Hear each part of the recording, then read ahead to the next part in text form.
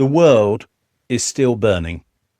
I hate to tell you this because the news has been so distracted by other things. Trump, Ukraine, Gaza, Scunthorpe steel plants, that we've forgotten one of the most important stories that is always and ever present and which should get our attention and which has not enough of late. And that is that the world is still burning. Climate change is still going on, and it's significant enough to threaten our very existence. That's not an idle threat. It's something that most of the world's leading scientists in this field are fairly sure is true.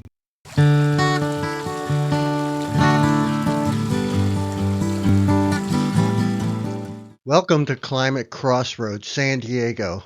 My name is Walt. Earth Day 2025 was 3 days ago, but as every climate activist knows, every day is Earth Day.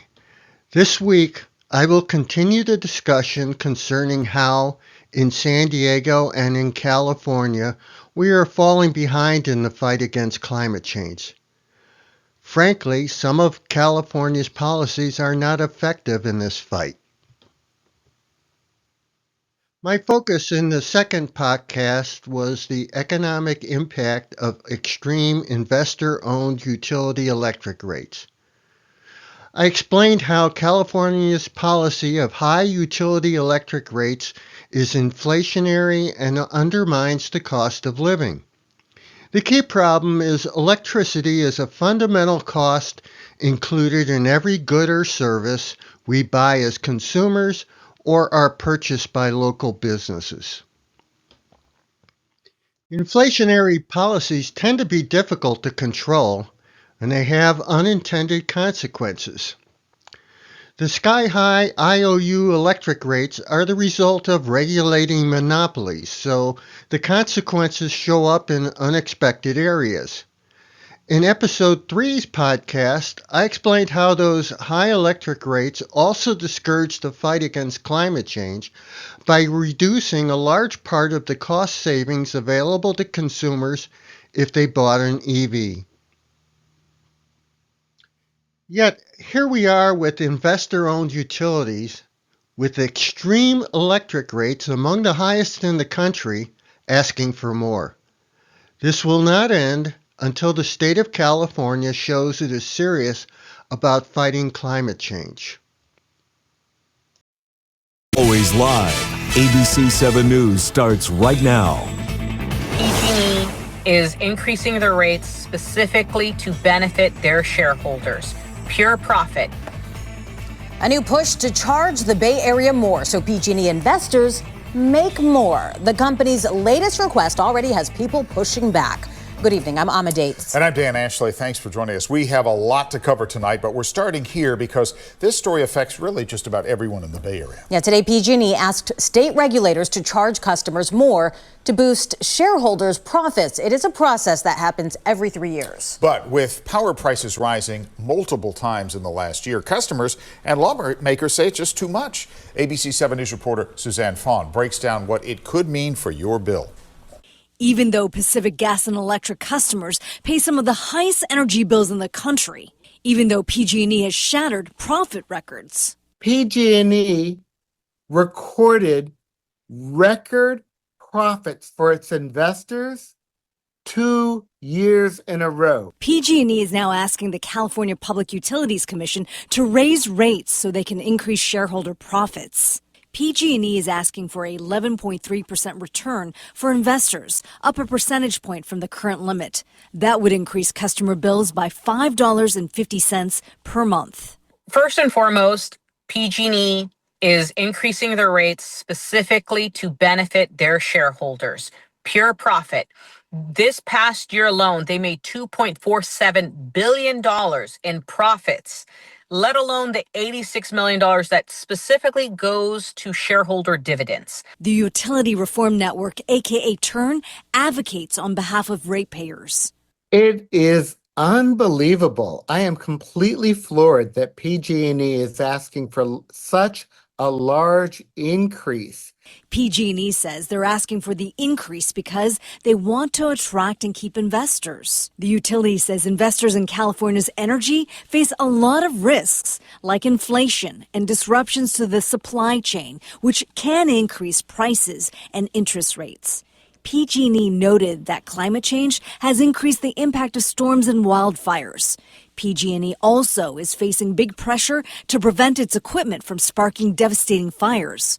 Last year, PG&E increased its rates 6 times. That meant the average residential customers paid about $440 more a year compared with 2023. East Bay State Senator Aisha Wahab is proposing a new plan to limit utility companies to only one rate increase a year. We pay more and more each month just to keep the lights on. If the CPUC approves PG&E's proposal, the rate hike would take effect starting in January 2026 at the earliest. In San Francisco, Suzanne Fawn, ABC 7 News. And as you would expect, SDG&E is jumping on the rate hike bandwagon. There's one reason why this is happening. And you can see it in the name of our investor-owned utilities. Gas, as in so-called natural gas. All of our utilities that are selling us gas are selling us fossil fuels, all of which are potent greenhouse gases. Until we price natural gas high enough to discourage its use and price electricity low enough to create a cost savings incentive, we will not achieve our goals. It's that simple. Somehow, our publicly owned utilities can manage their costs to supply electricity much closer to the national average rate of 16.7 cents per kilowatt hour than our investor-owned utilities. That includes SMUD, which is the utility that services our state capital of Sacramento. I like Gavin Newsom, and I have voted for him twice. I expect that I will be voting for him again. Newsom likes to talk about California's environmental track record. However, there are serious flaws in his policy that I'm going to highlight on the other side of this video. On the issue of climate change. Of course, so much of our focus is moved in other directions, but Mother Nature, she bats last and she bats 1,000. And that's why this week, as we celebrate Earth Day in the United States of America, I thought it was important to talk about the state of climate policy in the United States of America. California just reached 2/3 of all of our electricity now, renewable electricity. We're in the how business. I know everyone watching this video knows that to fight climate change, we have to electrify everything.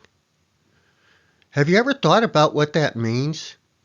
This is an enormous transformation of our economy.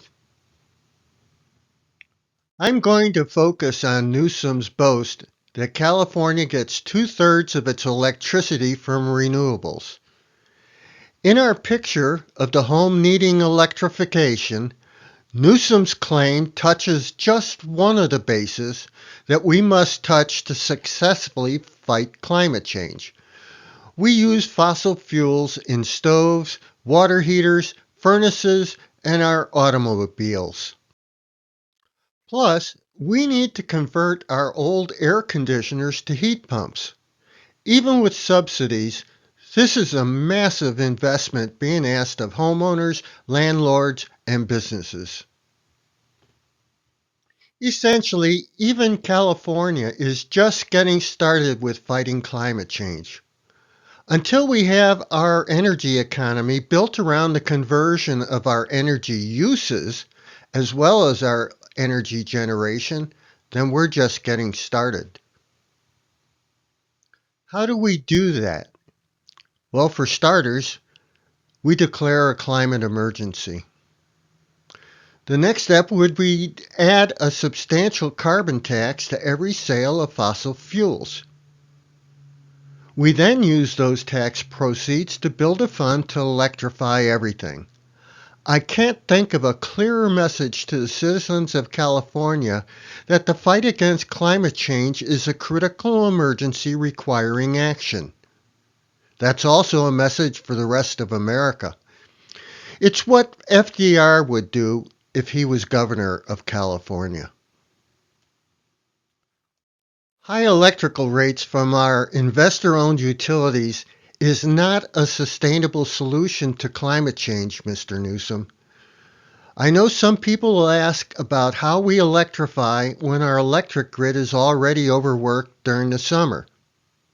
There are answers to that question, but we need to change our paradigm. We are running out of time.